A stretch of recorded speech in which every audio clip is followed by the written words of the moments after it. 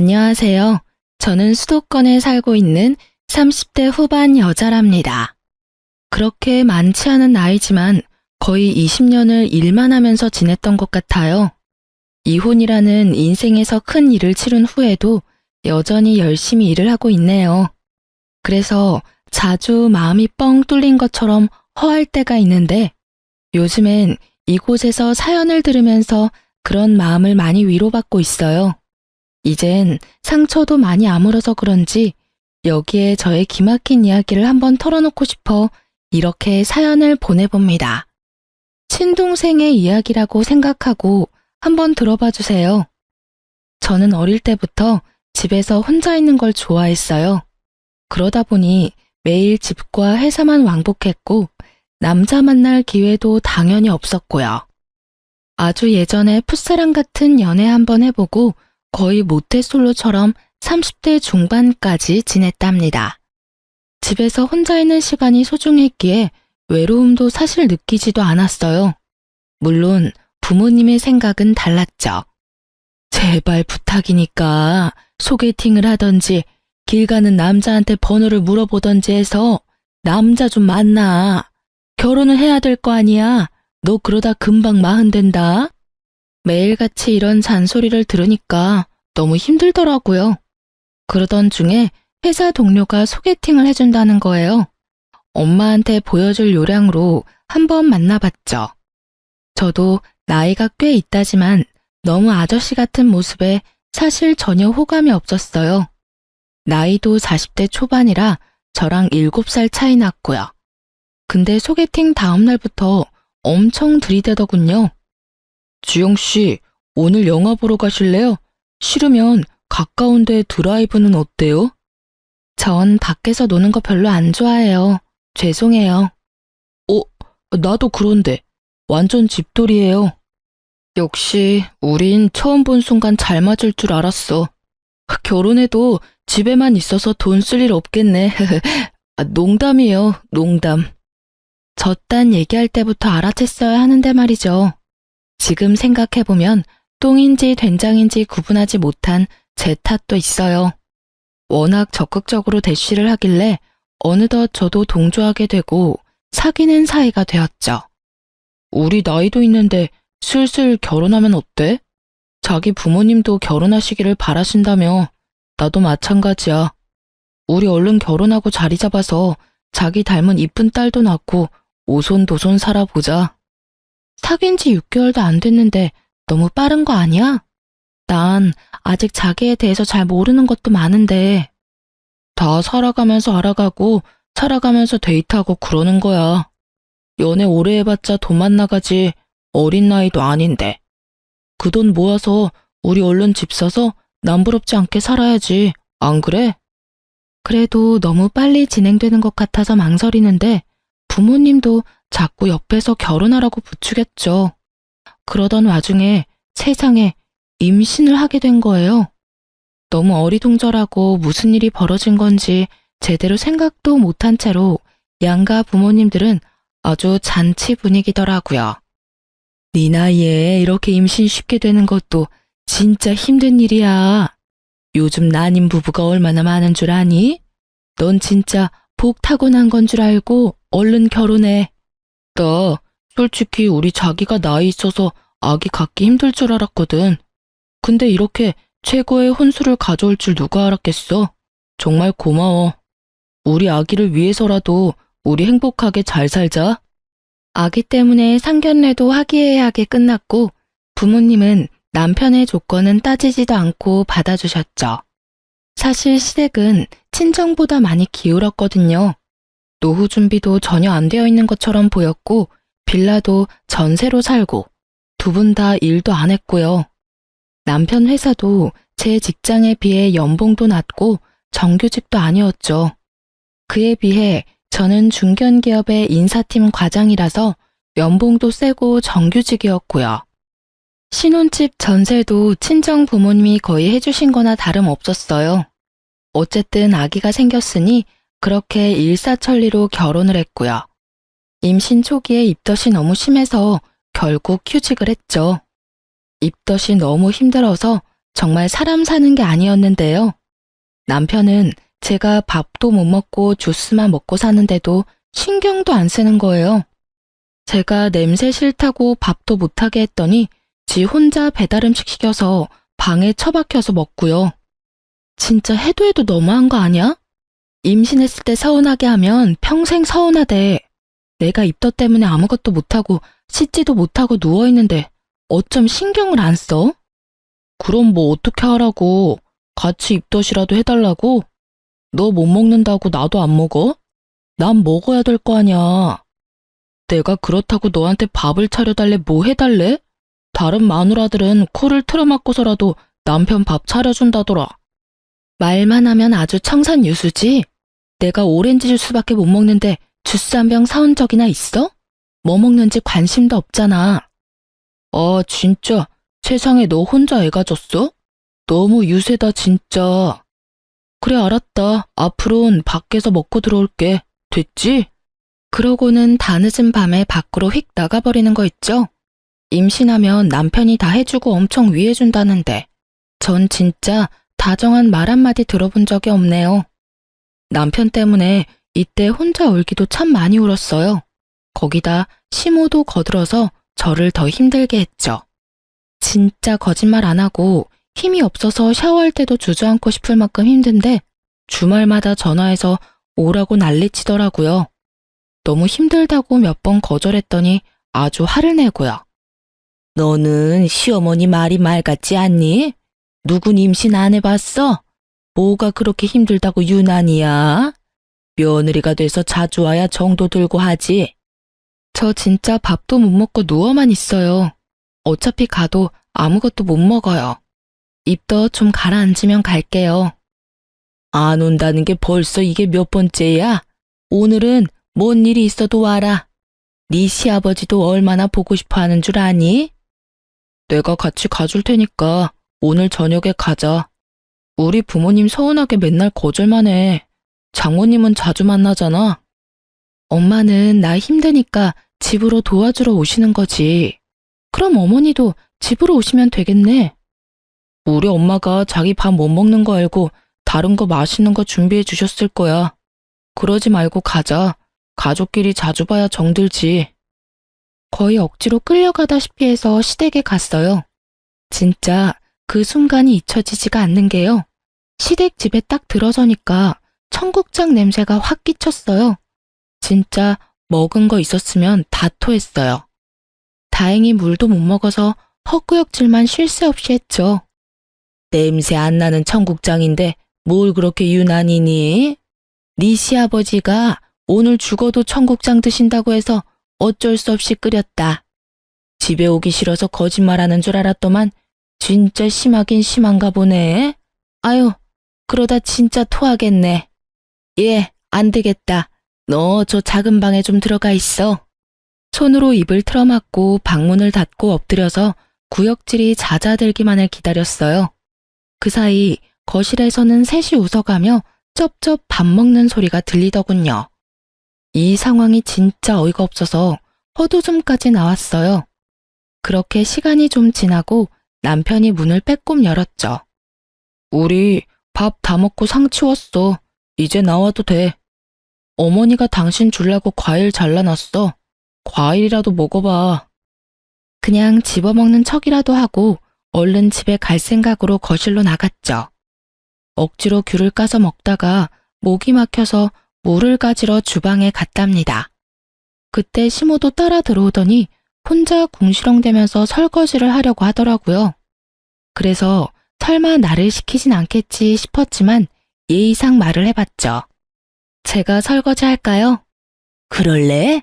밥 차렸더니 어깨 아프고 힘드네. 그 냄비도 빈 거니까 그것도 해라. 세상에나.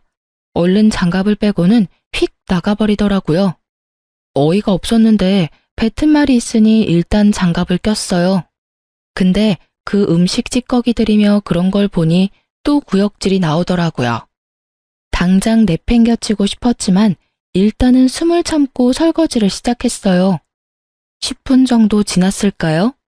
시모가 갑자기 옆에 오더니 제가 따뜻한 물로 틀어놨던 수도꼭지를 찬물로 확 틀어버리고 말없이 휙 가버리는 거 있죠? 아니, 지금 며느리가 따뜻한 물 쓰는 것도 아까워하는 건가 싶어 기가 막혔죠. 저는 다시 더 뜨겁게 물을 틀어서 덜거덕 소리를 크게 내며 설거지를 했어요. 그릇 다 깨지겠다. 너 집에서도 이렇게 하니? 그리고 뭔 설거지를 뜨거운 물 철철 틀어놓고 하고 있어? 얘가 돈 무서운 줄 모르네. 저 손 시려워요. 설거지할 때도 제 맘대로 물 못 쓰나요? 지금이 무슨 6.25 시절도 아니고. 생긴 거랑 다르게 곱게 자랐니? 나는 사글세 살던 신혼 시절부터 지금까지 항상 찬물로 설거지하고 손빨래하고 다 한다. 요즘 애들은 암튼 낭비가 너무 심해. 그냥 찬물로 후딱 하고 말아. 그러더니 또 찬물로 확 틀어버리는 거 있죠? 몸도 힘들어 죽겠는데 너무 열이 뻗쳐서 남아있던 그릇을 확 던져버리고 그대로 시댁을 나와버렸어요. 집에 와서 침대에 누워서 이불 푹 뒤집어 쓰고 바로 누워버렸죠. 30분쯤 지났을까 남편이 발을 쾅쾅대며 방으로 들어오더라고요. 너무 힘들어서 남편이랑 싸울 힘도 없어서 그냥 대꾸도 안 하고 눈 감고 있었죠. 아니, 아무리 힘들어도 그렇지 그렇게 휙 나가버릴 수가 있어? 아버지 어머니 다 충격받으셨어. 어디 며느리가 그렇게 행동하느냐고. 당장 전화해서 사과드려. 어머니가 나한테 한 행동은 사과 안 한대? 못 간다는 사람 기어코 오게 하더니 해준 게 뭔데? 거기다 설거지까지 시키고 찬물로 하라고 눈치나 주고. 먼저 며느리 대접을 해줘야 나도 시부모님 대접을 하지. 난 사과할 때까진 시댁 안 갈 거니까 그렇게 알고 나 너무 힘드니까 제발 건드리지 마. 순하고 참한 모습 보고 결혼했더니만 결혼하면 여자는 다 이렇게 사납게 바뀌냐? 어떻게 이렇게 확 달라져? 정 떨어진다 진짜. 남편이 문을 쾅 닫고 나가버리는 거 있죠? 저도 남편한테 정이 떨어지고 있었고 뭐 먹고 싶어도 남편한텐 일절 말하지 않았어요. 이때부터 진짜 헤어지고 싶은 생각이 들었지만 뱃속에 아이가 있으니 그러지도 못하고 시간만 흘렀죠. 그렇게 시간이 흘렀고 배는 점점 불러왔어요. 안정기가 되니 몸도 좀 편해지고 식욕도 왕성해졌죠. 남편놈 대신 제가 먹고 싶다는 건 친정엄마께서 갖다 주셨답니다. 어느 날은 친구한테 받았다면서 비싼 한우 세트를 가져오셨더라고요. 이거 아주 최상급 한우랜다. 저녁에 최서방이랑 구워서 실컷 먹어. 둘이 먹으면 아마 많이 남을 거니까 냉동실 넣어놓고 먹고 싶을 때마다 먹어. 고마워요, 엄마. 맨날 엄마한테 받기만 하네. 결혼하고 난 제대로 해준 것도 없고. 속상해. 네가 이렇게 결혼해서 복덩이를 품고 있는데 이거로 엄마는 충분히 행복해. 넌 우울한 생각 그만하고 아기 무럭무럭 자라는 것만 신경 쓰고 열심히 잘 챙겨 먹어. 그동안 남편하고도 너무 소원해져서 말도 잘 안 했거든요. 이번에 한번 풀어볼 요량으로 남편을 기다렸죠. 한우 세트를 본 남편 눈이 아주 주먹만해지더라고요. 야, 이게 웬 거야? 이거 진짜 비쌀 텐데. 장모님 사랑은 역시 사위네. 잘 먹겠다고 전해드려. 그렇게 감사하면 전화 한번 드려서 직접 말해.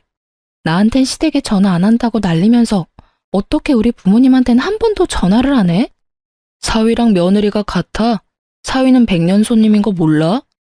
근데 이거 둘이 먹긴 너무 양이 많겠다. 그치? 괜찮아. 먹을 만큼만 먹고 나중에 덧다 먹으면 되지. 싱싱할 때 먹어야 맛있지. 냉장고 들어가면 못 써. 그러지 말고 이거 우리 집에 가져가서 같이 구워 먹자.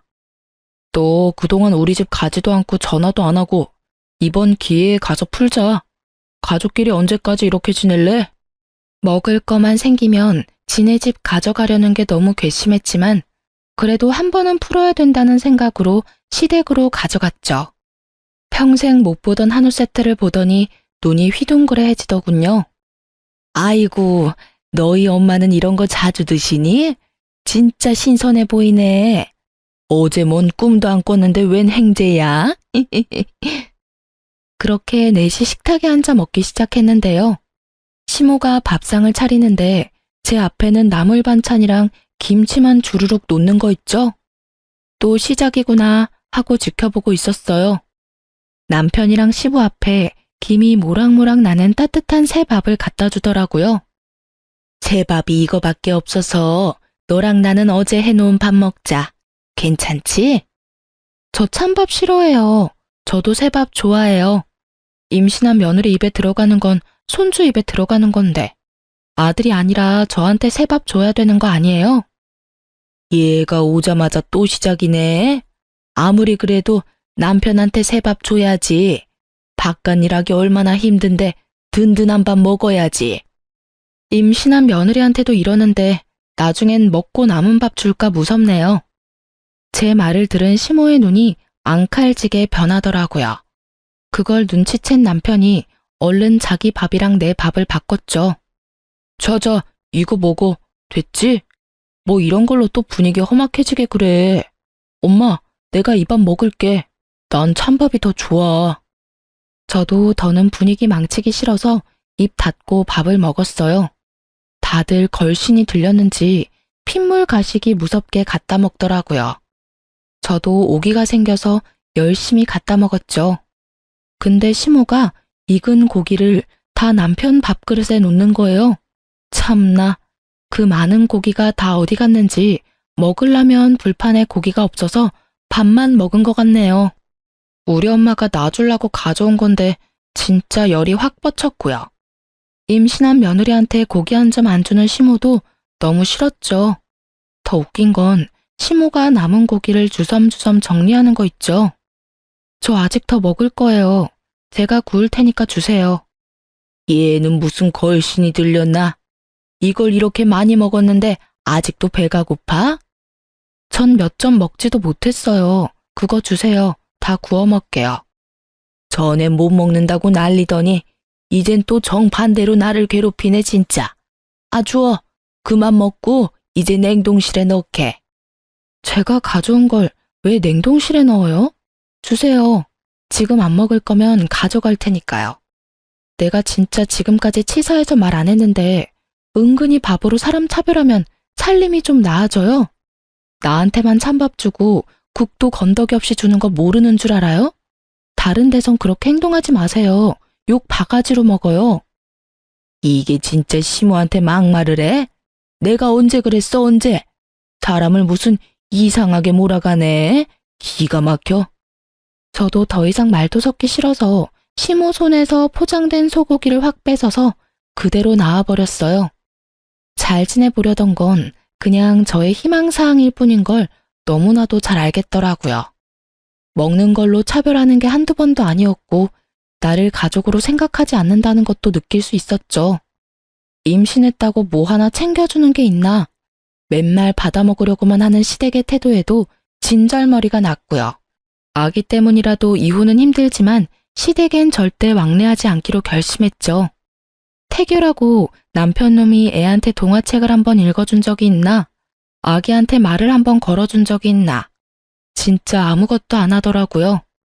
저는 그래도 혼자 태교도 하고 운동도 하고 아기를 위해 최선을 다했어요. 그렇게 내 인생의 등불 같은 우리 아들을 만날 수 있었네요. 출산하고 입원실에 누워있는데 남편 연락을 받고 온 시모가 문을 빼꼼히 열고 서 있더라고요. 아이고 사돈, 오랜만이네요. 들어오세요, 들어와. 아기는 아주 건강해요. 떡두꺼비 같은 손주 얻으신 거 축하해요. 아예, 그래, 수고했다. 내가 네가 그동안 한 게 있어서 너무 서운하고 와야 되나 말아야 되나 고민 많이 했지만은 그래도 내 며느리고 내 손주니까 내가 품어야 된다는 마음으로 이렇게 왔다. 나도 너한테 서운하게 했다면 미안하고 우리 손주도 태어났으니까 다 풀고 잘 지내보자. 네, 그렇게 말씀하시면 저도 죄송했어요. 그래, 몸조리 푹 잘하고. 근데 제왕절개를 했다면서? 그냥 낳으면 아프지도 않고 얼마나 시원한데 생배를 갈랐으니 그렇게 아픈 거 아니니? 그리고 아기도 자연분만을 해야 건강하다던데. 애가 여가라 어쩔 수 없이 수술한 거예요. 그리고 수술하면 애가 뭐 더 아프고 자연분만하면 더 건강하다. 그런 얘기 다 잘못된 거라네요. 10달 동안 힘들게 품고 있다가 순산했으면 그저 잘했다고 해주면 되지. 왜 서운한 말씀을 하실까요? 아니, 친구가 그렇다고 말을 해주더라고요. 다 뭐 근거가 있겠지. 산모 나이가 좀 있으니까 아무래도 젊은 애처럼 순풍순풍 낳지는 못하겠죠 뭐. 제철아, 아기나 보여다오. 몸조리 잘하고. 시모는 친정엄마 앞이라 무안했던지 남편을 앞세워서 아기를 보러 휙 나가버리더라고요. 친정엄마가 시모 말에 황당한 표정을 지으며 한동안 멍하더니 저한테 대뜸 물어보더라고요. 네 시어머니 여지껏 이런 식으로 너한테 행동했어? 내 앞인데도 이 정도인데 심하면 더 심했지? 아니 뭐 말을 좀 서운하게 하시더라고. 괜찮아. 나도 안 치고 말대꾸 잘해. 저는 혹시나 엄마가 속상하실까봐 그동안 있었던 일들을 얘기하진 못했어요. 조리원에서 아기와 편하게 있던 2주가 지나고 집으로 돌아왔는데 진짜 너무 힘들었답니다. 혼자 아기 보는 게 이렇게 힘들 줄 누가 알았을까요? 남편은 아기가 울던 말던 나 몰라라 잠만 자고 저 혼자 밤새우는 아기를 안고 어쩔 줄 몰라 눈물 흘리는 밤들이 이어졌답니다. 내가 오늘은 좀 일찍 들어와서 애 좀 봐달라고 부탁했잖아. 지금 일주일째 밤에 제대로 잠도 못 자서 너무 힘들어서 죽을 것 같다고. 근데 또 술 먹고 새벽에 들어와? 이것도 다 비즈니스의 한 부분이야. 내가 뭐 나 혼자 잘 먹고 잘 살자고 술 먹고 그러는 줄 알아? 넌 집에서 일 안 하고 편하게 있잖아. 누군 일 안 해봤어? 내가 당신보다 직장 더 오래 다녔고 경력 더 많아. 당신이 영업직도 아닌데 뭔 술을 맨날 먹어? 다 당신이 좋아서 먹고 다니는 거잖아. 나도 일하느라 스트레스 많이 받는다고. 그것 좀 푼다고 친구랑 술 한잔 먹고 들어오는 건데 그걸 이해 못 해주냐? 하지만 아무리 말해봤자 그때뿐이었어요.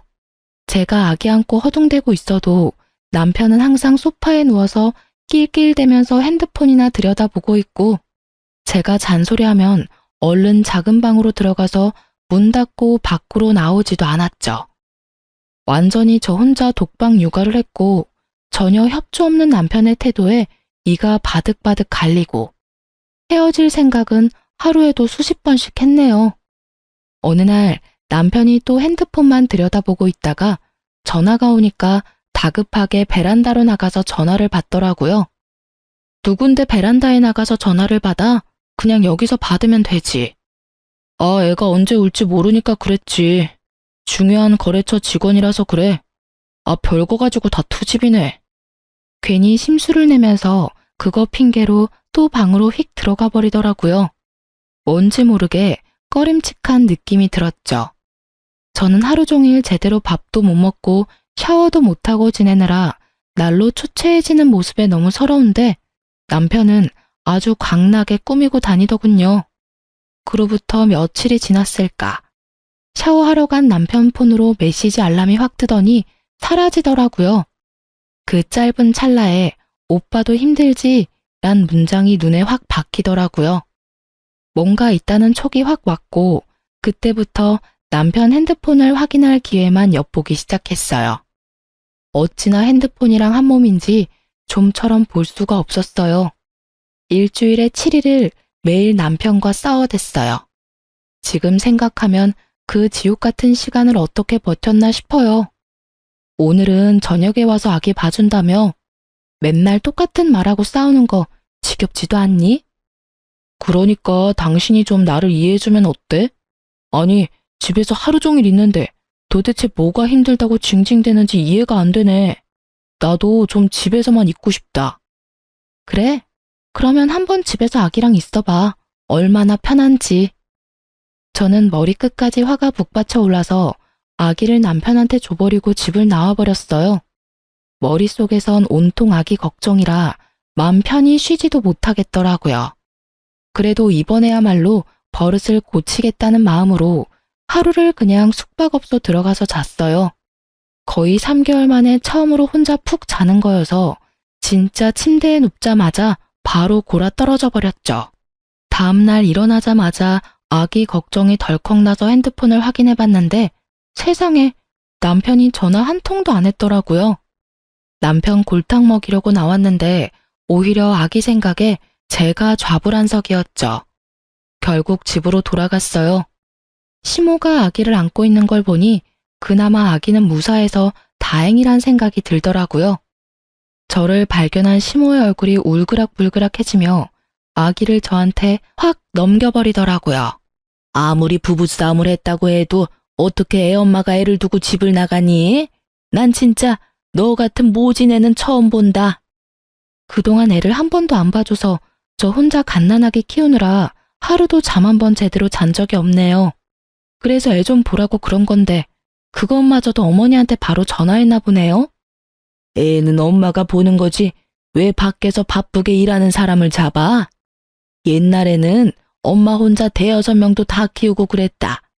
요즘은 얼마나 애 키우기 좋아졌어? 네가 천기저귀를 빨기를 해 내과에서 빨래를 해? 난 요즘만 같으면 10명도 혼자 키우겠다. 요즘이 어떤 땐데 그런 말을 하세요. 아빠랑 엄마랑 같이 키워야지. 왜 엄마만 고생을 해요? 너는 그 생각머리가 틀려먹었어. 네 새끼 키우는 걸 왜 고생이라고 생각해? 당연하다고 생각하고 힘들어도 하는 거지. 아니 처대도 아닌데 왜 이렇게 유난이야? 네? 처대가 아니라뇨? 저 이거 처대인데 어머님은 손주가 또 있나 봐요. 응? 내가 언제 그렇게 말했어? 네가 애가 아닌데 왜 그러냐고 그랬지. 아무튼 나 간다. 오랜만에 애를 봤더니 삭신이 다 쑤시네. 아이고. 시모가 제 눈을 피하면서 얼른 내빼버린 것 같은 건 저만의 착각일까요, 아닐까요? 그날 밤 남편이 웬일로 저녁 일찍 들어왔더군요. 여보, 그렇게 나가버려서 내가 얼마나 걱정을 했는 줄 알아? 출근은 해야지, 애는 봐야지. 나 어제 밤새 애 보느라 잠도 못 잤잖아. 그래서 당신이 그동안 얼마나 힘들었는지 알겠더라고. 오늘 저녁에 내가 아기 볼 테니까 당신 좀 쉬어. 오늘은 해가 서쪽에서 뜨겠네? 애 한번 보더니 철들었나 봐. 알았어. 그럼 나 밥 먹을 동안 아기랑 좀 놀아줘. 남편은 아기를 보면서도 은근슬쩍 제 눈치를 보더라고요. 저는 일부러 남편이 계속 아기를 보도록 놔뒀죠. 아기가 잠들었는데 남편도 피곤한지 옆에서 정신없이 골아 떨어졌더군요. 저는 이때다 싶어 남편 핸드폰을 열어봤어요. 남편이 깊이 잠든 덕분에 지문으로 쉽게 열 수 있었죠. 메시지를 확인해보니 역시나 어떤 여자랑 계속 대화를 주고받았더라고요. 저는 캡처해서 얼른 제 핸드폰으로 다 전송하고 여자의 전화번호도 알아놨어요. 다음날 바로 그 번호로 전화를 해봤죠. 어떤 젊은 여자가 받는데 심장이 튀어나올 것 같이 쿵쾅대고 진정이 안 되더라고요. 최재철 씨 알죠? 나 그 사람 와이프예요. 내가 왜 전화한지는 충분히 알겠죠? 여자가 한동안 답이 없더군요. 여자의 한숨 소리가 푹 들리고 개미만한 목소리가 들려왔죠. 혹시 시간 괜찮으면 오늘 만날까요? 저도 드릴 얘기가 있어요. 저는 남편과의 결혼 생활에서 좋은 때가 없었어요. 그래서 그만큼 이혼이 간절했고 그 이유를 찾고 있었는지 몰라요. 아이 때문에 억지로 참고 있으니 그걸로도 감당하지 못할 엄청난 이유를 기다리고 있었나 봐요. 그래서 그런지 그 여자의 등장이 오히려 반가웠어요. 그 다음날 그 여자의 집 근처 커피숍으로 갔죠. 둘러보니 어떤 여자가 3살 정도 된 여자아이와 함께 앉아있더라고요.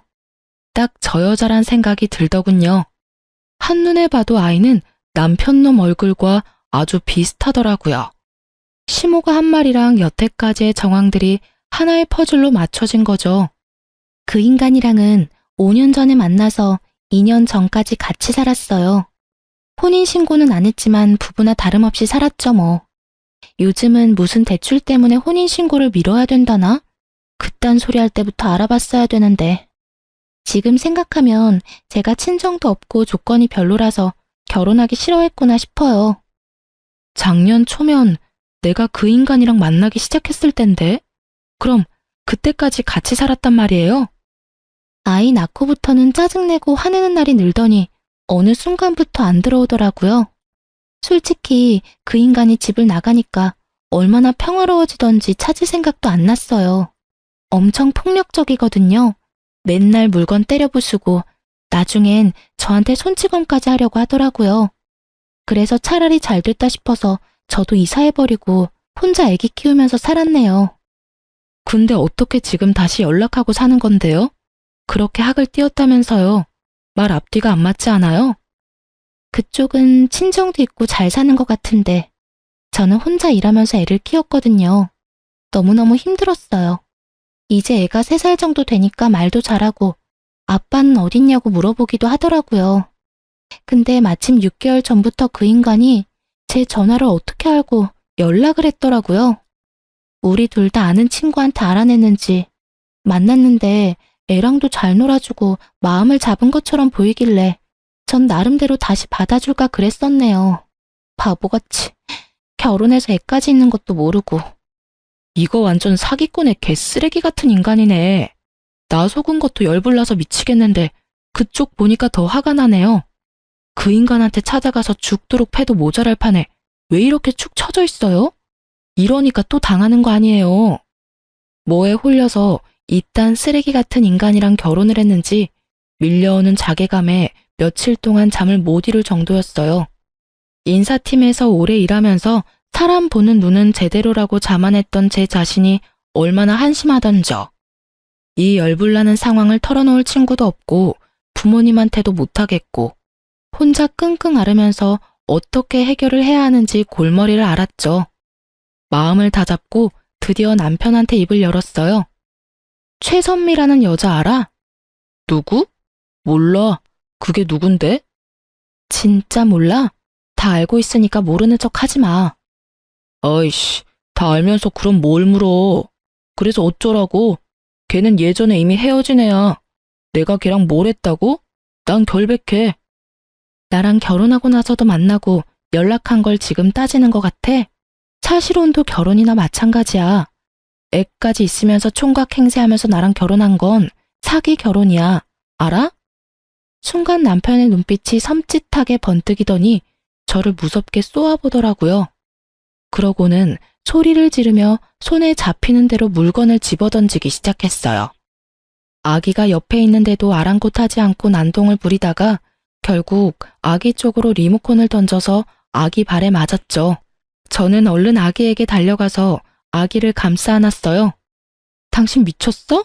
이게 무슨 짓이야? 여기 당신 애 누워있는 거 안 보여? 내가 열받았는데 그런 게 눈에 들어오냐? 그니까 왜 열받게 하냐고. 사기 결혼 좋아하네. 증거 있어? 증거 있냐고. 늙어서 결혼 못하는 거 구제해주니까 좋다고 결혼한 게 누군데 이제 와서 사기 결혼이래? 뚫린 입이라고 말이면 다야? 넌 진짜 구제불능 쓰레기구나. 나 속인 거, 그 여자 속인 거 처절하게 벌받게 해줄 거야. 저는 이미 남편 놈한테 말하기 전에 변호사 사무실과 상담을 끝내놓은 상태였어요. 철저하게 변호사의 조언대로 움직인 거고요. 저는 다음 날로 아기와 함께 친정으로 들어갔어요. 그리고 변호사를 통해 이혼 소송을 시작했죠. 저는 남편 직장하고 시댁에도 이혼 소장을 다 보내놨어요. 혹시나 못 받았다고 또 질질 끌까 봐요. 소장을 받은 시모가 불이 나게 전화가 왔더군요. 너 뭘 보낸 거니? 이혼? 아니 갓난아기가 있는데 무슨 이혼이야? 부부간에 싸웠으면 잘 풀어볼 생각을 해야지 이게 뭔 짓이니? 네가 집안에 들어온 뒤로 도대체 조용한 날이 없어. 왜 이렇게 분란을 만들어? 어머니 손녀 있죠? 그쵸? 어머니도 다 알고 있죠? 뭐? 그게 뭔 말이야? 난 전혀 모르는 일인데?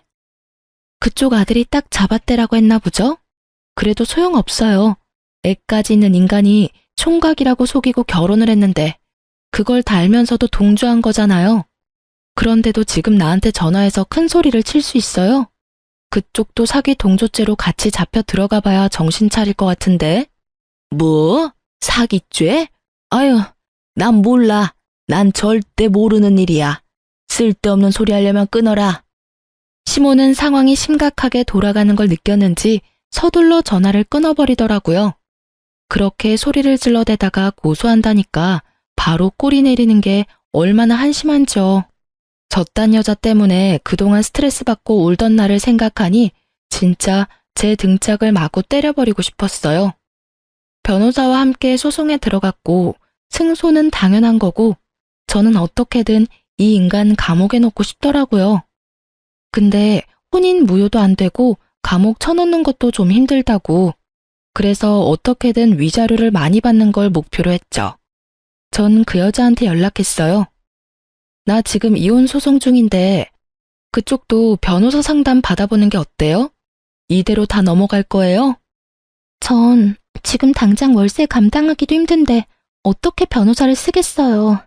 그 인간한테 당한 건 멍청한 제 잘못도 있는 거니까 어쩔 수 없죠 뭐. 그쪽이 그렇게 물으니까 그 인간이 툭하면 찾아가서 찝적대는 거예요. 변호사 비용은 걱정 말고 일단 만나보기나 해요. 그리고 그 인간에 관한 거 뭐라도 있으면 다 챙겨오고요. 제가 결혼 생활 망친 거나 다름없는데 저까지 이렇게 챙겨주시고 정말 어쩔 줄을 모르겠어요. 정말 죄송하고 감사해요. 무슨 소리예요. 그쪽이 아니어도 뒤집어 엎을 판이었는데. 오히려 진실을 알게 돼서 나한테 오히려 도움됐어요. 내가 알려주는 대로 한번 찾아가 봐요. 여자는 그 인간에 관한 사소한 것까지 다 증거 자료를 챙겨왔더라고요. 그래서 무리 없이 혼인빙자 간음죄로 소송을 걸고 그 인간을 심판까지 할 수 있겠더군요.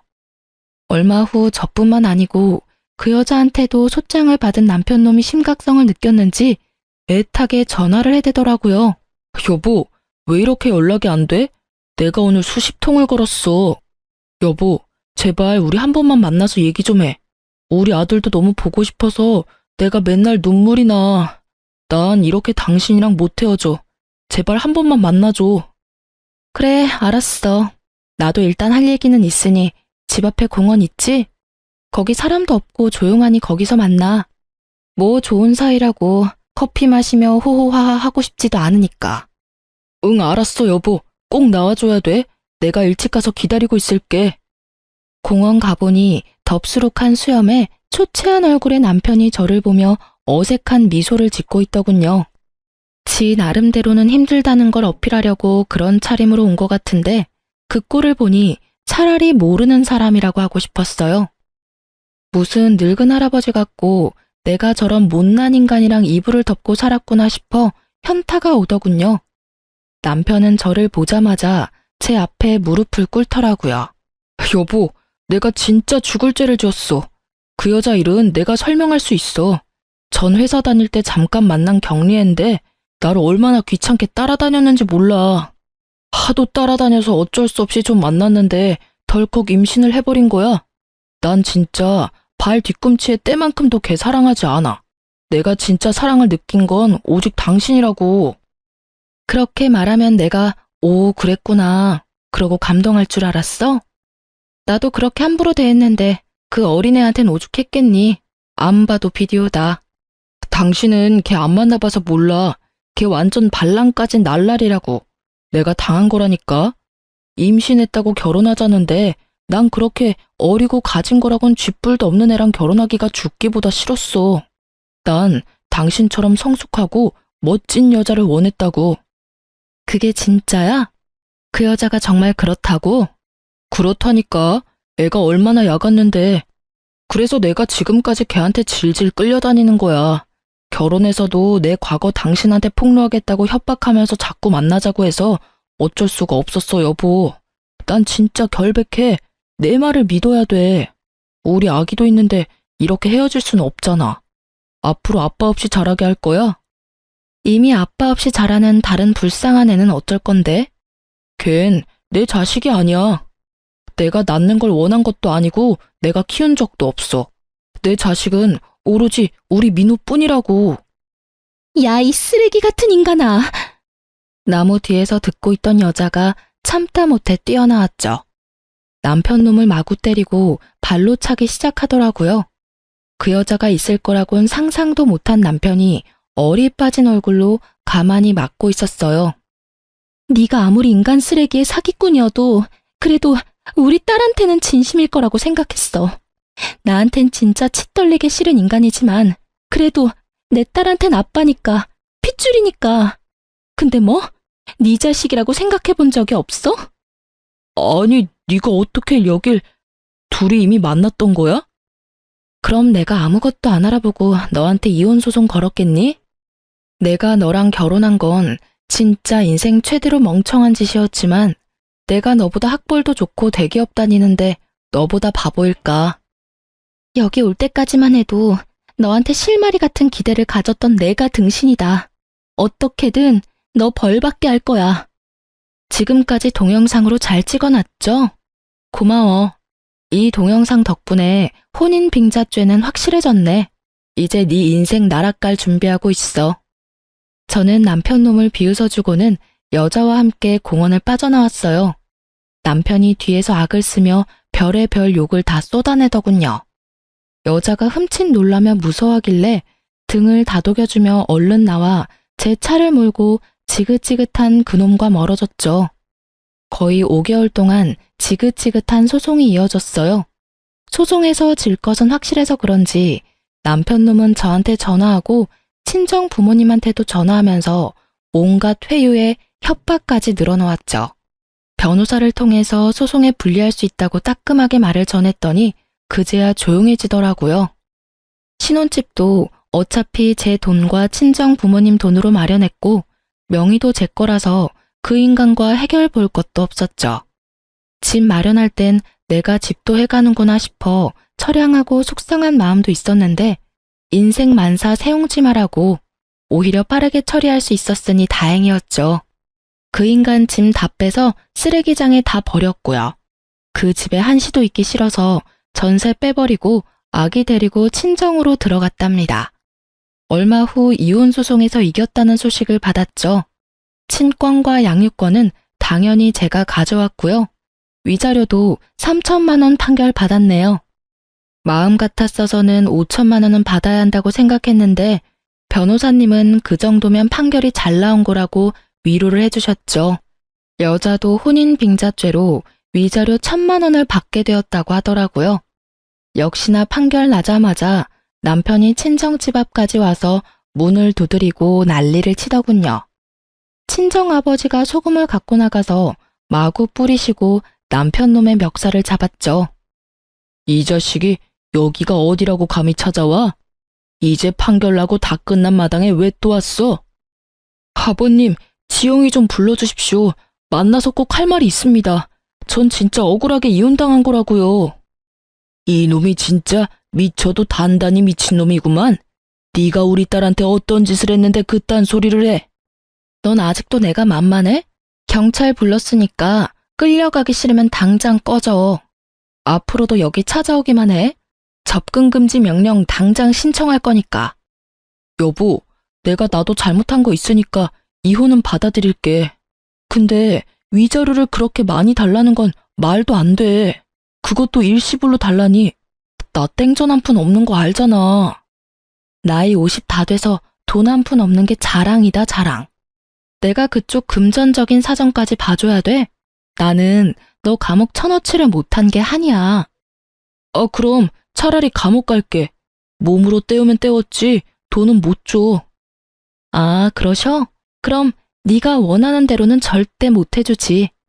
위자료 안 주면 월급 차압 들어갈 거니까 변호사랑 상담해. 이번에 이혼 소송하느라 변호사 비용을 얼마나 냈는데 또 변호사야. 아, 진짜 한 번만 봐줘. 네 부모 집 있잖아. 그거라도 빼든지 알아서 해. 마침 경찰분들 오셨네. 경찰이 오니 남편이 겁을 잔뜩 집어먹더라고요.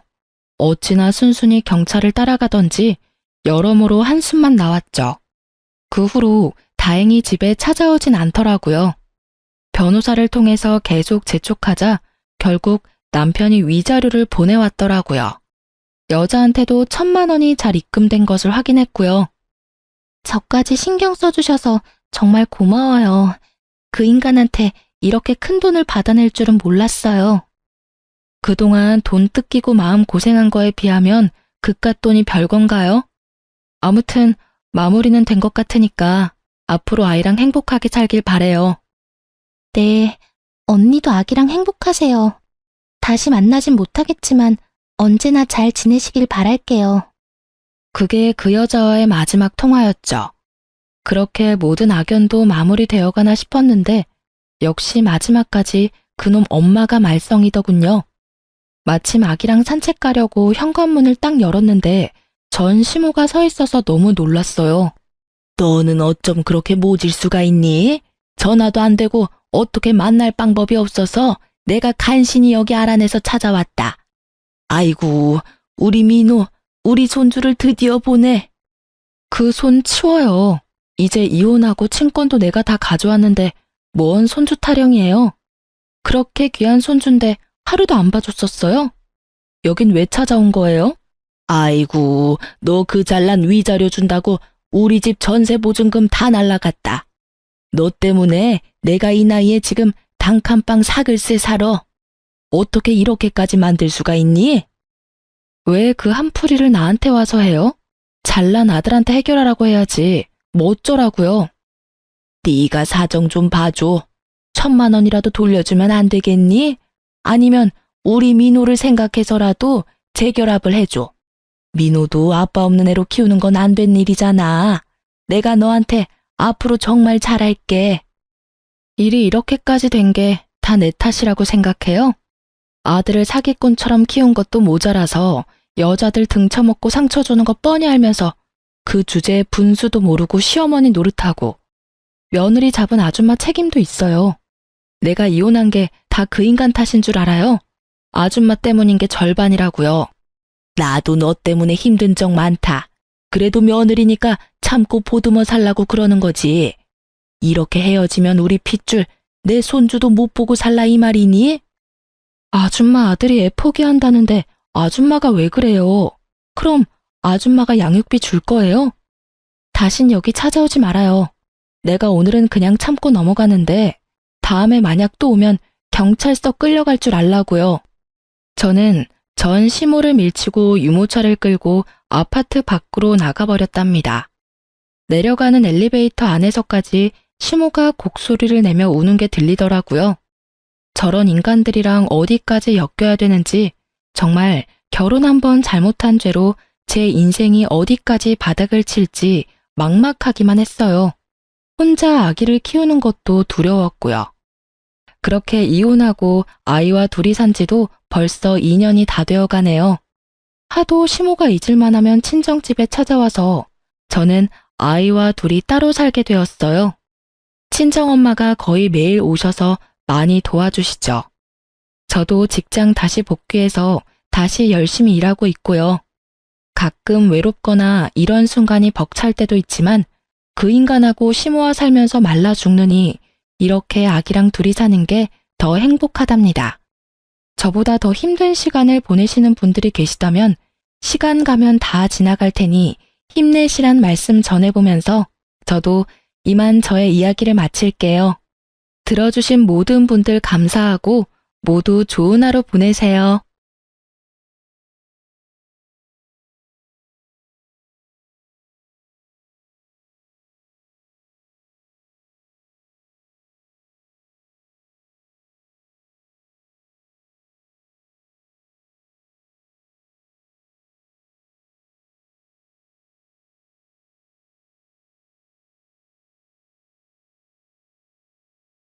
안녕하세요. 저는 40대 초반으로 아이 둘을 키우고 있는 돌싱입니다. 이혼을 한 지는 몇 년 되었는데 이렇게 이혼 글을 쓰게 된 이유는 아주 즐겁고 유쾌한 만남이 있었기 때문이에요. 그날은 첫째 아이 생일 때문에 선물을 사러 백화점에 갔어요. 애가 전부터 사고 싶다고 했던 운동화를 선물하려고요. 그런데 백화점에서 정말 보고 싶지 않았던 면상을 마주쳤어요. 전 남편이었죠. 전 남편은 잔뜩 화가 난 모습으로 씩씩거리며 앞으로 가고 있었어요. 그리고 그 뒤를 따라가는 사람 하나가 있더라고요. 바로 남편의 상간녀였죠. 그런데 바로 알아보지는 못했어요.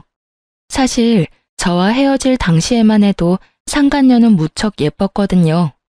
피부는 팽팽하고 주름 하나 없이 관리되어 있었던 데다가 손톱과 발톱에는 매니큐어와 페디큐어로 예쁘게 장식되어 있었어요. 그리고 몸에 딱 붙는 원피스나 하이힐을 즐겨 신는 저와는 정반대의 여자였어요. 그런데 그날 본 상간녀는 그런 모습은 온데간데 없었죠. 아무렇게나 묶은 머리카락에 화장을 했음에도 주름과 노화를 가리지 못했어요. 게다가 손톱은 네일도 없이 뭉툭했고 옷은 예쁜 옷이었지만 얼굴에 노화가 너무 심해서 도무지 이쁜 옷이 어울린다는 느낌이 들지도 않았죠. 그걸 보면서 어떻게 하면 저런 얼굴이 되나 싶었거든요. 게다가 전 남편은 그런 상간녀와 말다툼까지 하고 있었어요. 그리고 그날 저는 두 사람의 대화에 웃으며 축하까지 해줬죠. 제가 왜 남편과 상간녀의 싸움에서 축하하며 웃었는지 궁금하시나요? 제가 천천히 하나씩 알려드릴게요. 저는 남편과 20대 중반에 결혼했어요. 저와 4살 차이가 나는 남편은 당시에도 일을 하는 직장인이었고 저는 이제 막 대학을 졸업한 사회초년생이었어요. 저와 남편은 다른 사람들과는 좀 다르게 이어졌어요. 보통 소개팅, 맞선 등으로 사람을 만나는데 저는 시부의 소개로 남편과 만나게 됐거든요. 당시에 저는 병원에서 일하고 있었는데 시부가 저희 병원에 다니면서 많이 얼굴도 익히고 가까워졌었거든요. 그리고 시부는 언제부터인가 결혼을 안 했으면 우리 아들이랑 만나보는 건 어떻겠냐고 말하셨죠. 솔직히 내키지는 않았어요. 환자와 그런 식으로 엮이는 걸 병원에서도 좋아하지는 않거든요. 물론 개인 재량이긴 하지만 잘못되면 환자도 잃고 제 신용도 잃는 거라 별로 관심을 가지지 않고 사양하겠다고만 말했었죠. 그런데 시부는 아주 끈질기게 말했고 이러다가는 다른 직원들한테도 폐를 끼칠 것 같아서 한 번만 만나기로 했어요. 한 번 만나고 아니면 2번 다시 그런 권유하지 않겠다는 다짐까지 받았죠. 그렇게 남편과 만났는데 생각보다 말도 잘 통하고 재미있는 사람이라 저도 마음을 주게 됐어요. 그렇게 사귀게 되고 1년쯤 되니 시부가 먼저 너희 결혼 안 하냐 하더군요. 그런 건 남편이 먼저 이야기를 꺼낼 건데 시부의 말에 남편도 제게 프로포즈를 하고 그렇게 결혼을 하게 됐어요. 그리고 그때야 알았죠. 시부가 생각보다 부자라는 걸요. 결혼 후에는 첫째 아이가 들어섰고 아이를 낳고 1년 만에 또 둘째 아이를 낳았어요. 연년생이었어요. 아들 둘을 연속으로 낳고 나니 제 몸도 축나더군요. 그래서 남편과 상의해서 남편에게 정관 수술을 시켰어요. 남편도 애가 둘이면 괜찮겠다고 했었고요. 그렇게 결혼 초반에는 저희도 괜찮은 부부였고 가족이었어요. 꼼꼼하고 계획적인 남편과 그런 남편의 뒤를 받쳐주는 와이프였거든요. 그게 엇나가기 시작하게 된 건 아이들이 초등학생이었을 무렵이에요. 저는 일은 완벽하게 잘하는 사람이지만 사실 사생활에서는 그렇게 완벽을 추구하는 타입은 아니에요. 일과 사생활이 철저하게 다른 타입이라고 해야 할까요?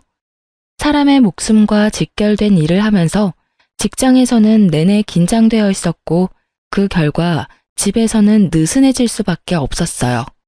저도 긴장을 풀 때가 있어야 하니까요. 그런데 남편은 그 모습을 엄청 싫어하며 잔소리를 하더군요. 결혼 초반에는 그런 어설픈 모습도 귀엽다고 해주더니 그때는 엄청 싫어하며 잔소리를 했어요. 아마 그때부터 상간녀와의 만남이 있었던 것 같았어요. 그때는 남편의 생일이었어요. 남편 생일은 겨울이라 아이들은 모두 방학이었고 며칠간 친정집에 놀러가 있는 상황이었어요. 그리고 저는 남편의 서프라이즈를 위해서 남편 회사 앞까지 가서 몰래 남편을 기다렸어요. 저는 남편에게 메시지를 보냈어요. 집에서 기다리고 있을 테니 얼른 퇴근하고 오라고요. 남편이 혹시라도 야근을 할까봐 그렇게 문자를 보냈고 남편은 알겠다고 대답을 보내왔어요. 그렇게 앞에서 20분쯤 기다렸을까요? 퇴근 시간이 10분 정도 지나서야 남편이 밖으로 나오더군요. 그런데 혼자가 아니었어요. 그 사람 옆에 누군가 팔짱을 끼고 서 있더군요. 그냥 회사 사람일 수도 있었어요. 팔짱 정도, 그래, 낄 수도 있겠지. 친한 사이면 그럴 수도 있겠지 하며 애써 생각했는데 그 뒤의 모습은 그런 생각을 깡그리 날려버렸어요.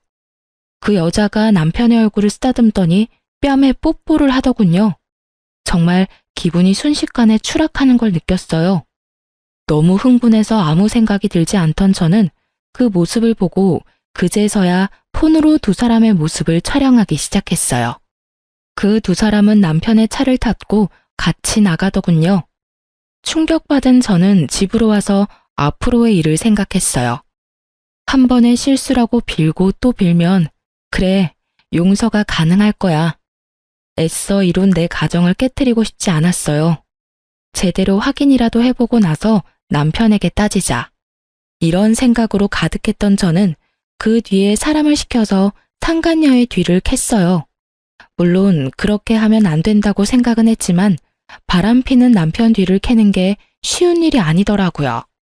그렇게 상간녀에 대해서 알게 된 저는 남편 몰래 상간녀를 만나러 갔어요. 이미 두 사람의 불륜 사진을 잔뜩 받아서 두 사람 사이가 불륜이라는 건 알고 있었어요.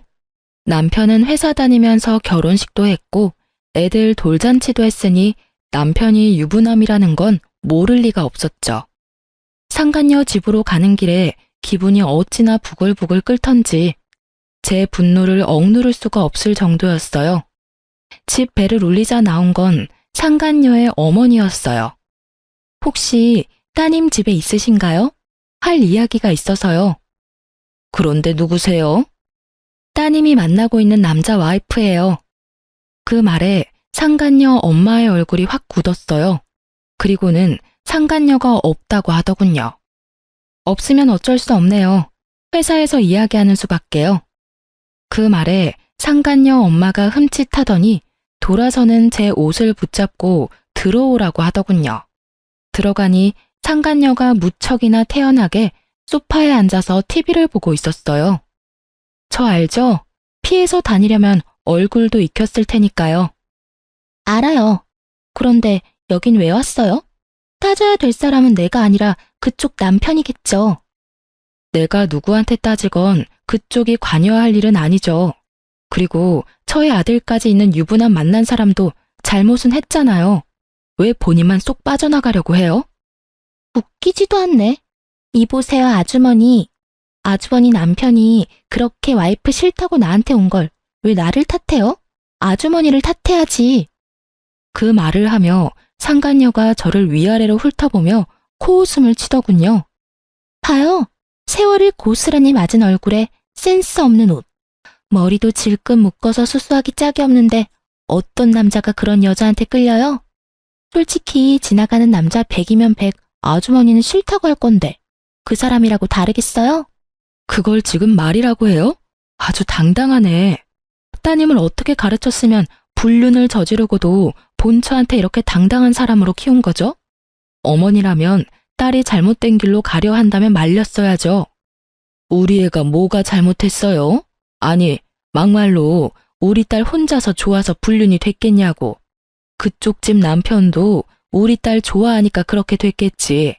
그럼 당신이 남편 단속을 잘하던가. 남편 잡아두지도 못하면서 어디 와서 본처 행세야? 자기 모자란 건 생각도 않고 여기 와서 남의 딸한테 뭐라 하는 건지. 당신 여기 온 거 당신 남편이 알고 있어요? 가족들이 단체로 쓰레기네. 딸이 상간녀가 된 게 뭐가 잘못이냐고 할 정도면 그래, 상간녀 되고 싶으면 그렇게 해. 그런데 나 이혼 절대 안 해줄 거야. 둘이서 몰래 만나든 대놓고 만나든 알아서 해. 그런데 그거 알지? 내가 이혼 안 해주면 너는 행복한 상간녀 되는 거고 나는 불행하지만 권리는 다 가진 본처 되는 거야. 내 아들은 그 사람 호적에 들어가고 네 자식은 호적에도 못 올리는 혼외 자식이지. 그 사람은 아줌마랑 이혼하고 저랑 결혼하겠다고 했어요. 이혼하는 건 당신이라고. 나는 그 사람하고 정식으로 재혼할 거야. 그래, 언젠가는 그렇게 해. 근데 그렇게 되기 전까지는 넌 상간녀야. 그리고 그 사람이 욕구 푸는 도구고. 처음이라서 봐주려고 했는데 넌 정말 답이 없네. 저는 그렇게 말하고 일어섰어요. 두 사람이 말도 못하고 꿈뻑거리고 있더군요. 잘해봐 어디. 나는 절대로 손해보고는 안 뺏겨. 내가 여자로서 불리하긴 하지. 근데 법적으로는 내가 훨씬 유리하잖아. 안 그래? 그럼 상간녀 소송 걸 테니까 알아서 준비 잘하고 있어. 등기는 회사로 보낼 테니까. 그 말에 상간녀 얼굴이 완전 하얗게 질렸어요. 저는 그 얼굴 보며 비웃어주며 밖으로 나왔죠. 안에서 상간녀 소리 지르는 소리가 밖으로 퍼져나오는데 정말 너무 시원했어요. 그렇게 한탕하고 집에 오니 남편이 저를 기다리고 있더군요. 당신 나랑 이야기 좀 해. 설마 그 여자 집에 갔다 왔어? 당신이 거길 왜 가? 그 여자랑 아무 사이도 아니야. 당신이 그냥 민폐 끼친 거라고. 그 여자는 다르게 말하던데 누가 진짜를 말하는 거야? 그리고 당신 지금 나한테 그 여자 집에 왜 갔냐고 따질 때가 아니지. 여기서 따져야 할 사람은 당신이 아니라 나야. 불륜남. 그 타이틀이 갖고 싶었어? 그래서 회사 직원이랑 바람나서 즐겁게 놀았어?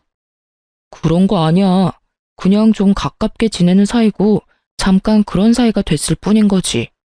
당신이 너무 과하게 생각하는 거라고. 불륜이라기보다는 일탈이라고 생각하는 게 맞지.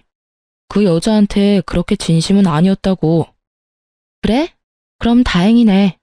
사실은 그 여자 정리 안 하면 당장 아버님께 이야기하려고 했거든. 이틀 전에도 당신 바쁘다고 하고 그 여자랑 모텔에서 뒹굴 때 시댁 가서 아버님, 어머님이랑 밥 먹고 근처 놀러 갔다 왔거든. 좋아하시더라. 아들은 부모님한테 신경도 안 쓰는데 며느리가 신경 써주니 이보다 좋을 수 없다고 하시면서 그런 아버님이 아들 불륜 소식을 들으면 얼마나 화내실지 나도 모르니까 알아서 잘 처시네. 그 여자 이름, 주소, 전화번호, 사진 한 번만 더 내 눈에 띄면 그때는 이런 생각하지도 않고 바로 아버님께 다 이야기해버릴 거니까. 당신 진짜 너무하다. 매번 그렇게 아버지 어머니 인질로 내세우면 좋아? 인질? 누가 인질인데? 당신이 그런 짓만 안 했으면 내 행동은 그냥 시부모 생각하는 착한 며느리가 할 행동 아니야? 그리고 경고하는데 상간녀한테 위자료 소송할 거야. 그거 당신이 대신 내주면 나 진짜로 가만 안 둬? 제 말에 남편이 조용해졌어요. 시부는 시끄러운 걸 무척 싫어하시는 분이었거든요. 물론 그보다 더 큰 이유는 우리 집 재정의 거의 대부분을 시부에게 의존하고 있다는 사실 때문에 남편은 시부를 거스를 수가 없는 거예요. 결국 남편은 상간녀를 정리하기로 했어요. 제가 보는 앞에서 두 사람은 헤어지기로 하고 각서를 쓰고 확답까지 받았어요. 그렇게 표면적으로는 평화가 찾아왔지만 남편은 여전히 저를 피하고 있었어요. 저도 남편에 대한 신뢰가 바닥나 버렸어요.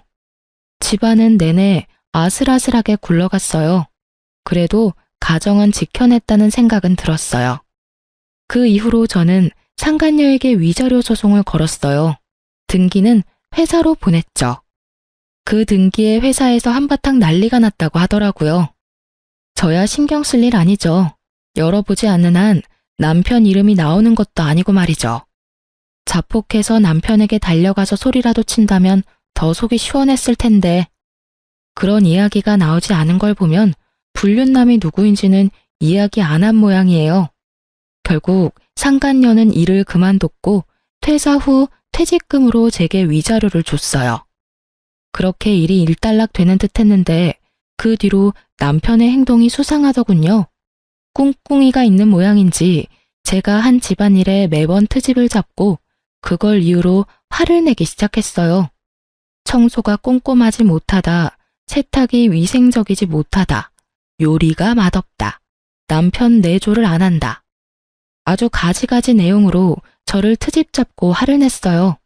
저는 한 귀로 듣고 한 귀로 흘렸죠. 제가 못하고 있는 일이 아니었으니까요. 몇 년간의 부부 생활로 저도 어느 정도 집안일에 익숙해진 데다가 제가 못하는 부분은 한 달에 한 번 청소 도우미를 불러서 깔끔하게 정리까지 하는데 문제가 있을 리가 없었어요. 그런데도 남편은 무조건 트집을 잡아 문제를 만들기 시작했어요. 그리고 몇 달이 지나자 남편이 본심을 드러내더군요. 당신이랑 못 살겠어. 이혼해줘. 집안일이고 뭐고 다 내 마음에 안 든다고. 꼼꼼하지도 않고 깨끗하지도 않고 솔직히 이 집에 머물고 싶지도 않아. 구체적으로 어디가 어떻게 마음에 안 드는지 말해봐. 요리? 한식 자격증까지 따서 매일 다른 요리 해주는데 청소? 매일 청소기 돌리고 이틀에 한 번 걸레질하고 음식물 쓰레기도 매일 처리하는데 세탁? 흰 빨래, 검은 빨래, 속옷, 수건 다 따로 세탁하는데 어디가 문제인 건데? 셔츠에 바지까지 다 다림질을 해놓잖아. 그리고 한 달에 한 번 사람 불러서 대청소하고 어디가 문제냐고. 그러니까 내 마음에 안 든다고. 당신이 잘하고 못하고를 떠나서 이런 식으로 하는 거 마음에 안 든다고. 그냥 진짜 이유를 대. 당신 여전히 그 여자랑 정리 안 했잖아. 내가 모를 줄 알았어? 눈만 가리면 다 가리는 줄 알았지? 그 여자 퇴사하고 나가면 내가 모를 줄 알았어? 당신이 이상하게 트집 잡을 때 벌써 상간녀 뒷조사 다 했거든? 재미 잘 봤더라. 자식 새끼들 놔두고 젊은 년이랑 바람피니까 회춘하는 기분이디? 이혼? 이혼하고 싶으면 당신이 아버님한테 허락받아. 그러면 이혼해 줄 테니까. 그 여자가 그렇게 마음에 들면 데리고 와서 이야기하라고. 나 대신 그 여자가 더 젊고 예쁘고 능력 있어서 같이 살고 싶다고. 당신이 직접 아버님한테 말하라고. 그 정도도 못하는 거면 내가 이혼은 왜 해줘? 저는 이번에도 시부를 입에 올렸고 애석하게도 이번에는 남편에게 통하지 않았죠. 남편이 제 집안일을 트집 잡은 건 제게 흠을 만들어 어떻게든 잘 빠져나가 보려고 했던 거니까요. 그 흠을 시부에게 말하면 이혼을 허락받을 수 있다고 생각했던 것 같아요. 남편이 당당하게 말하더군요.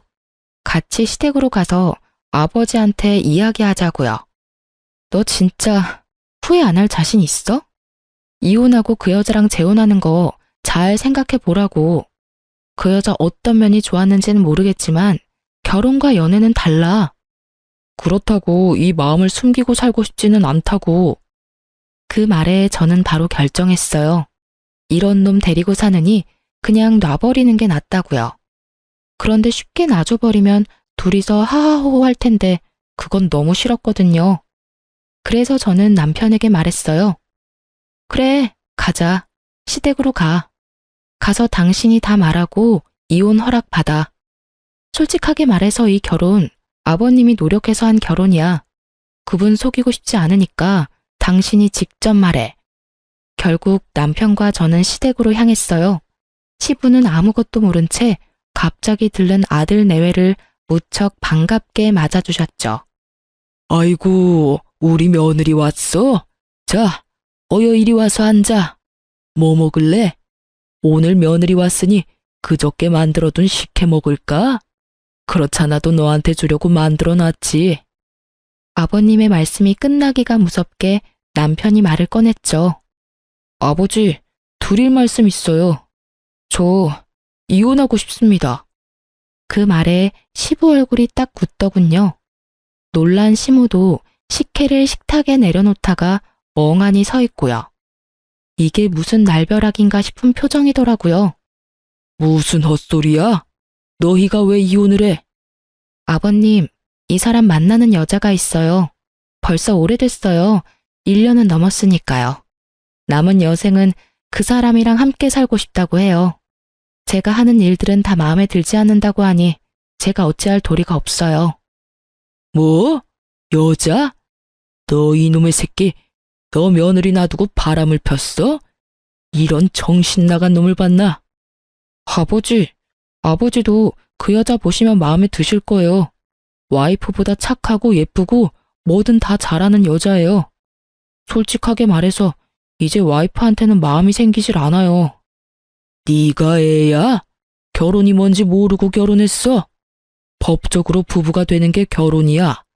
그걸 일방적으로 망쳐놓고 네가 이혼을 이야기한다고? 답도 없는 놈. 그러니까 아버지, 한 번만 만나봐 주세요. 와이프보다 훨씬 나은 사람이고 아버지 마음에 들지도 모르잖아요. 나는 만나고 싶은 마음 없다. 그리고 이혼 이야기 나한테 꺼내지도 마. 며느리 너도 이혼 원하는 게냐? 아버님, 이 사람 불륜 처음으로 알았을 때 한 번 용서해 줬어요. 그런데 또 그래요.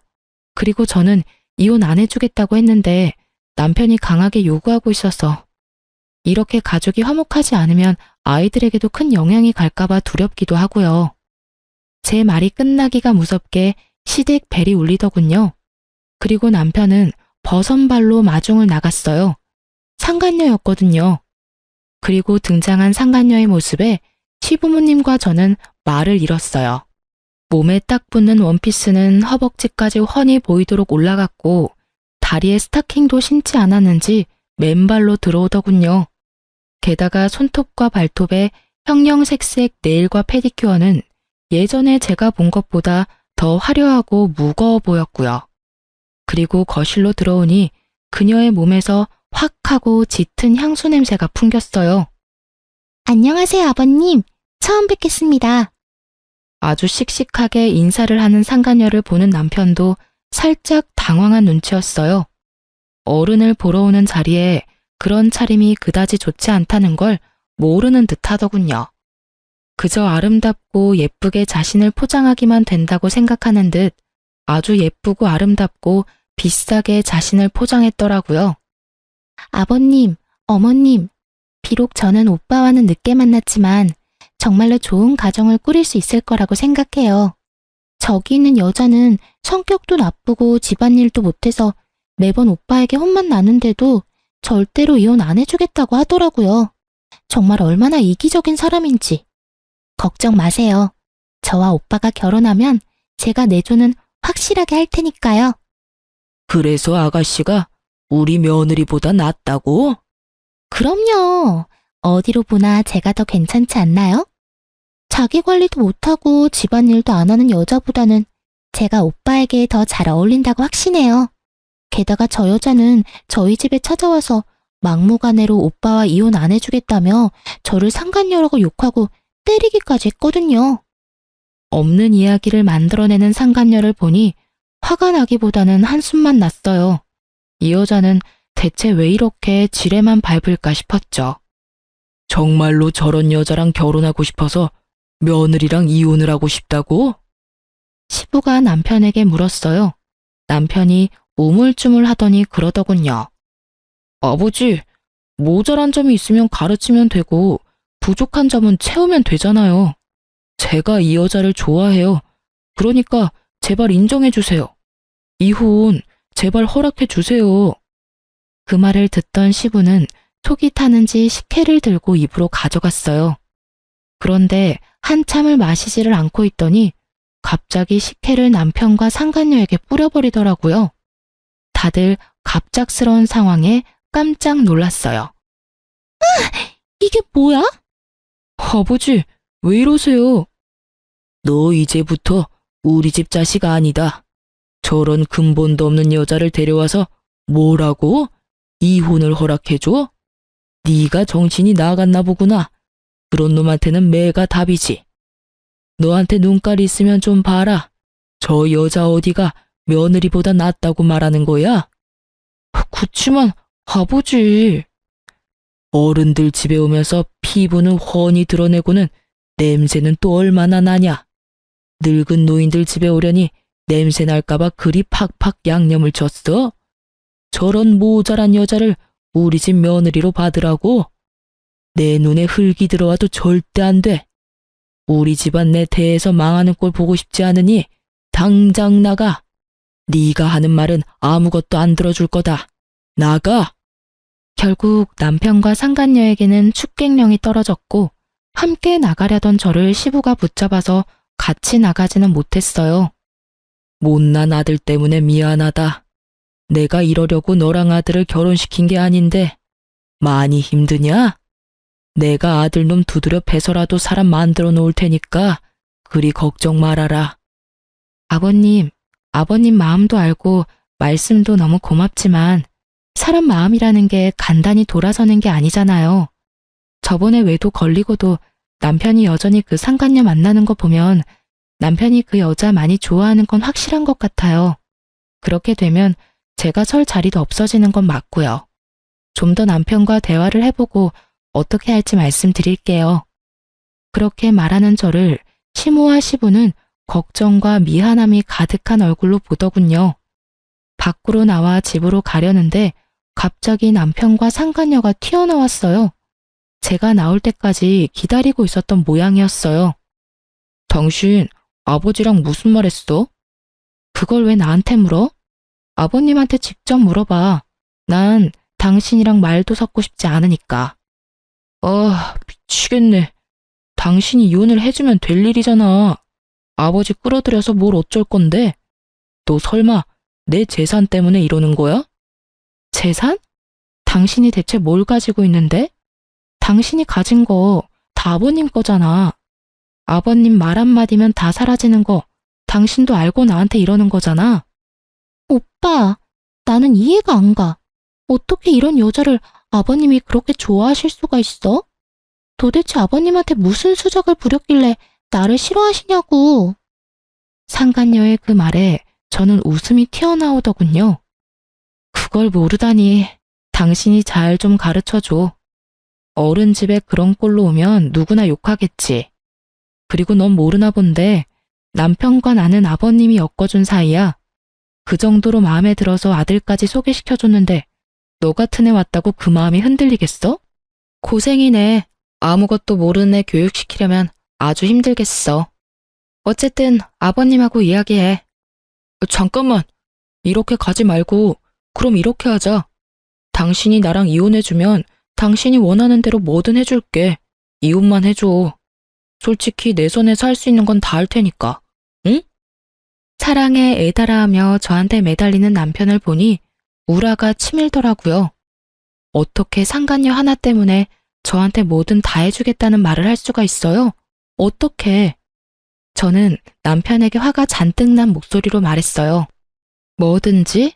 그래, 내가 원하는 거 말해줄게.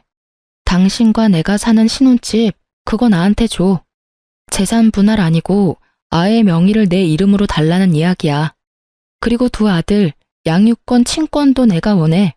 내 배로 낳은 내 새끼고 저 여자가 나한테 저렇게 나를 세우는데 내 자식들이 저 여자한테 나쁜 짓 당하지 않는다는 보장도 없잖아?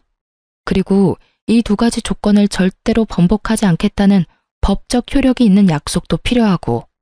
제 말에 상간녀가 더 열받아 하더군요. 그 집이 왜 당신 집이야? 결혼할 때 한 푼도 안 해왔다며. 그럼 그건 오빠 집이지. 이 여자 진짜 완전 돈에 환장했네. 오빠, 주지 마. 이 와중에 상간녀는 우리 애들 이야기는 또 쏙 뺐더군요. 생각하는 거 딱 보면 척이죠. 자기가 남편과 결혼해서 애 낳으면 그 애한테 모든 재산이 갈 거라는 생각으로 아이들 친권과 양육권은 저한테 주라는 거겠죠. 집은 생각해 보겠는데 친권은 혹시라도 내가 그 수술한 것 때문에 애가 안 생길 수도 있고, 그렇게 치면 첫째는 내가 데려가야 할 것 같은데. 그럼 이혼 못하는 거지. 이야기 다 끝났어? 제가 강경하게 나가자 남편이 잠깐 고민하는 듯 하더니 결국 알겠다고 하더군요. 알았어. 그렇게 하지. 집은 당신 명의로 돌려줄 테니까 나중에 다른 소리 하지 말고. 그거야말로 내가 원하던 바야. 줬다가 뺐지나 마. 오빠, 그 집 주면 어떡해. 그럼 우린 어디서 살아? 괜찮아. 집 얻을 돈은 있고, 무엇보다 아버지가 우리 결혼 허락해주면 그것보다 더 좋은 집 해달라고 하면 되지. 저 집도 아버지가 해준 거거든. 솔직히 내 돈 한 푼도 안 들어갔으니까 아까울 것도 없어. 그 말 들으면서 웃음이 어찌나 나는지, 시부가 무슨 생각으로 두 사람을 허락해줄 거라고 생각하는지 그 이유를 모르겠더라고요. 첫 만남 자리에서 식혜까지 뒤집어 쓰고 시부에게 호통까지 들었으면서 마지막까지 본인들의 행복한 미래를 낙관적으로 생각하는 게 너무 어이없었어요. 하지만 이혼해주기로 한 이상 저는 더 이상 관여할 필요 없는 사람이죠. 그렇게 저는 남편과 이혼을 했어요. 이혼하기 직전에 집 명의부터 옮기고 이혼하면서 아이들 친권도 제 앞으로 다 돌려놨어요. 남편과 제가 이혼한 후 전 남편은 홀가분한 마음으로 상간녀와 결혼을 하려고 시댁에 들렀다고 하더군요. 하지만 시부가 그 여자랑 결혼하면 집안 재산은 전부 사회 기증하겠다고 하니 두 사람 다 놀라서 물러갔다고 하더라고요. 시부에게 직접 들었거든요. 시부는 제가 이혼을 결심했다는 걸 알고서 한 번 시댁으로 부른 적이 있었어요. 그때 시부가 알려줬어요. 그놈이 제정신으로 돌아와서 너한테 다시 돌아온다고 하면 며느리 네가 받아줄 거냐? 아버님, 저는 그런 건 안 해요. 이미 떠난 마음이고 저하고는 끊어진 연이에요. 억지로 붙였다가 또 어떤 일이 벌어질지도 모르고요. 그냥 아이들이나 잘 키우면서 살고 싶어요. 그 말에 시부가 씁쓸하게 웃으며 말하더라고요. 그래, 그럴 것 같아서 내가 유언장을 좀 고쳐놨다. 그놈이 제정신 차리고 그 여자랑 안 만나고 있으면 내 재산 조금은 물려줄 것이고 여전히 그 여자랑 만나면 한 푼도 남기지 않겠다고 말이다.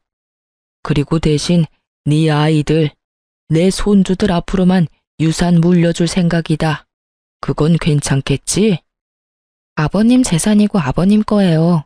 이혼하고 떨어져 나간 며느리 자식들까지 신경 안 써주셔도 돼요. 아버님 돌아가시기 전에 다 쓰시고 가세요. 저는 그런 거 바라지도 않고 지금 받은 집만 있으면 일하면서 충분히 애들 키울 수 있어요. 내 돈, 내 마음대로 하는 거야.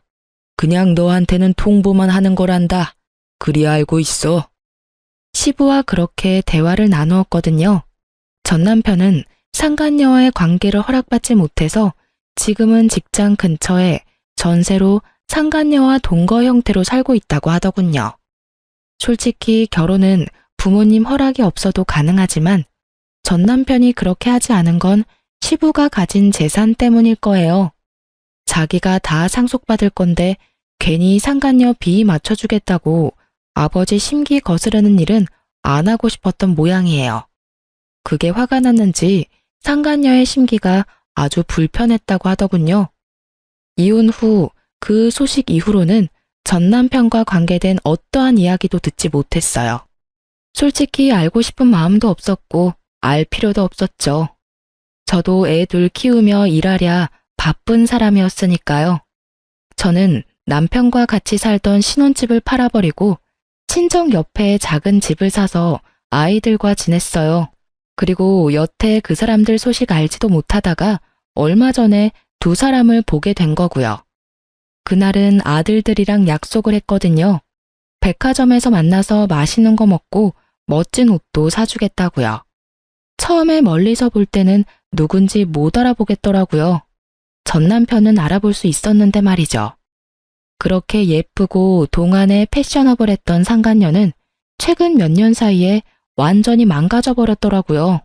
주름살, 타버린 피부, 스트레스와 과로로 망가진 몸. 게다가 두 볼이 움푹하게 패여서 마치 노파 같더군요. 저는 두 사람 가까이로 갔어요. 그 사람들도 저를 못 알아보는 것 같더군요. 그럴 수밖에요. 저도 전 남편과 이혼하고 그동안 하지 못했던 피부 마사지나 나를 위한 선물을 자주 줬거든요. 예전처럼 늙고 수수한 아주머니가 아니니까요. 빨리 와. 당신은 도대체 집에서 하는 게 뭐야? 밥을 맛있게 못하는 거면 냉장고는 채워놔야 할 거 아니냐고. 게다가 매번 냉장고 정리도 안 돼서 곰팡이 핀 반찬들을 내가 봐야 해. 그치만 저도 일을 하잖아요. 항상 바쁜데 집안일까지 어떻게 하냐고요. 그런 말이 나한테 통할 것 같아? 그럼 애엄마는 어떻게 그걸 다 했는데? 당신 능력이 모자란 걸 직장 탓으로 돌리지 말라고. 내가 잘못했지. 어디서 아무것도 못하는 여자를 데려와서는 이럴 거였으면 그때 그 여자랑 이혼을 안 하는 게 나았을지도 모르겠어. 무슨 그런 말을 해요? 나랑 사는데 불만이 있는 건 알겠지만 이렇게 살게 된 데는 당신 탓도 있다고요. 우리 사이에 애만 생겼어 봐. 그럼 시댁에서도 분명히 우리 사이 인정해주고 결혼해서 집도 마련해줄 건데 당신이 능력이 안 되니 애가 안 생기는 거잖아요. 수술 복구하면 다 된다면서요. 그 말 믿고 기다린 지가 언젠데 여태 애가 하나도 안 생기냐고요. 병원에 가자니 이상 없다면서 안 간다고 고집이나 부리고 이상이 없을 리가 있어요? 내가 이상이 없는데 그러면 당신한테 이상이 있겠죠.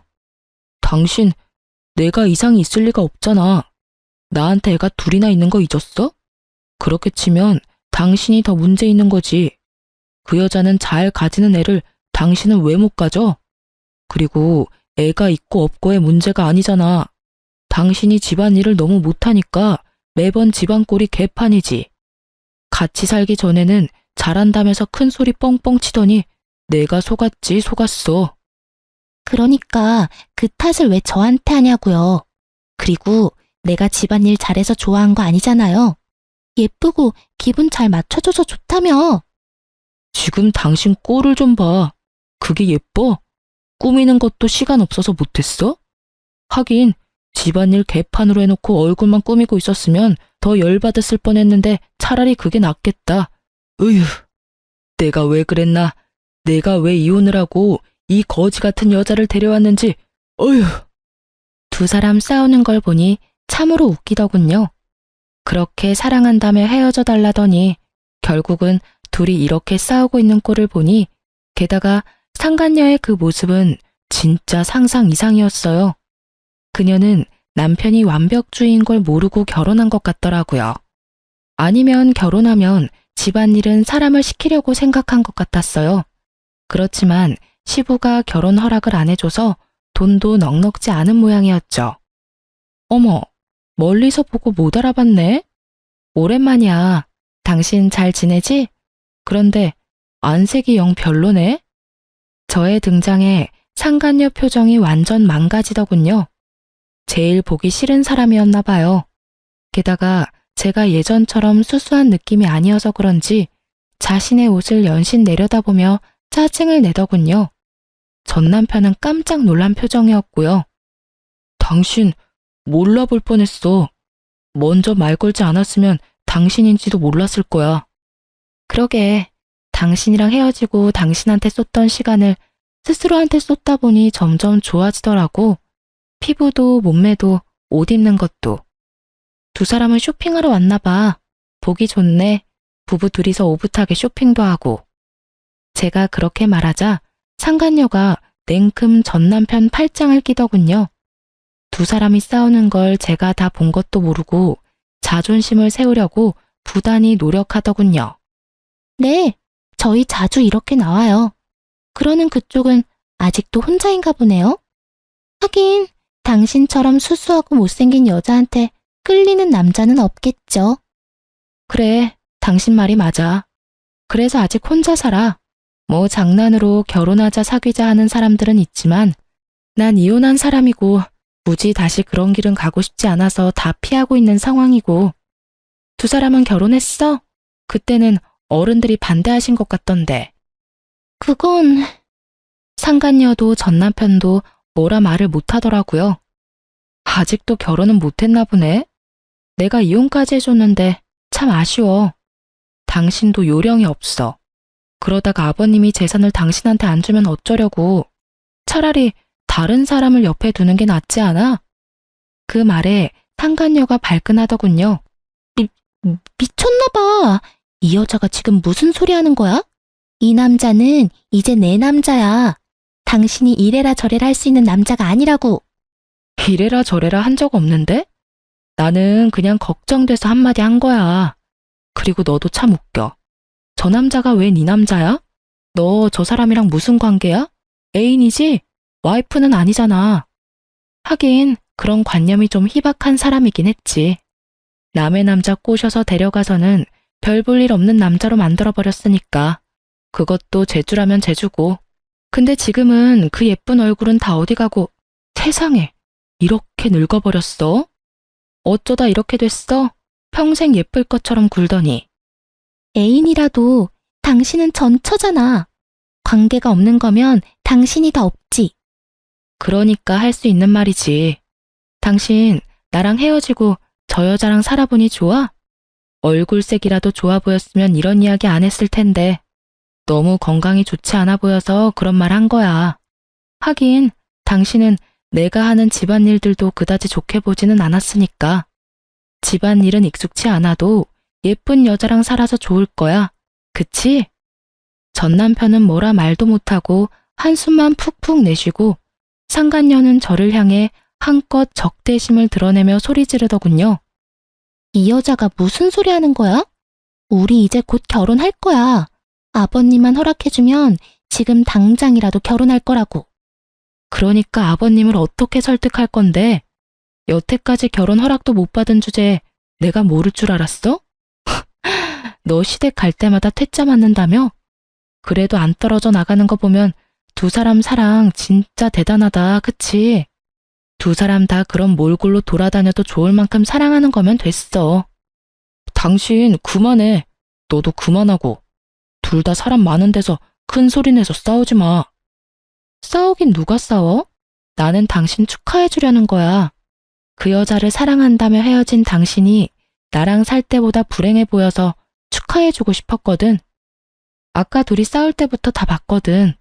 두 사람이 행복하게 잘 살았으면 축하해 줄 생각도 없었을 텐데 두 사람이 불행해 보이니까 도리어 축하해 주고 싶은 마음이 드는 거 있지? 다른 사람 불행하게 만들고 너희들끼리 재미 보면 내 마음이 어땠겠어? 그런데 둘이 이렇게 나쁜 걸 보고 나니 마음이 한결 편해지고 이제야 두 사람 인정해주고 싶은 마음이 들어서 두 사람 함께 살고 있는 거 축하해. 그런데 찐사랑은 찐사랑이네. 그렇게 싸우고 지지고 볶으면서도 헤어지지 않는 거 보면 앞으로도 쭉 그렇게 살아. 저는 그렇게 축하해주고 백화점으로 총총총 걸어갔어요. 상간녀가 분해서 악소리를 지르고 짜증내는 걸 다 듣고 있었어요. 그리고 멀리서 아들들이 보이더군요. 아들들은 전 남편 자기 아버지가 있는 걸 확인하고도 가까이 올 생각을 안 하더군요. 첫째가 저한테 핀잔을 줬어요. 엄마, 괜찮아? 저런 사람들이랑 엮이지 말라고 했잖아. 엄마만 상처받는다고. 이제야 겨우 정상으로 돌아오고 있는데. 우리 아들, 엄마 걱정했어? 근데 너희 아버지 너무 안색이 안 좋아 보여서 말을 걸어버렸어.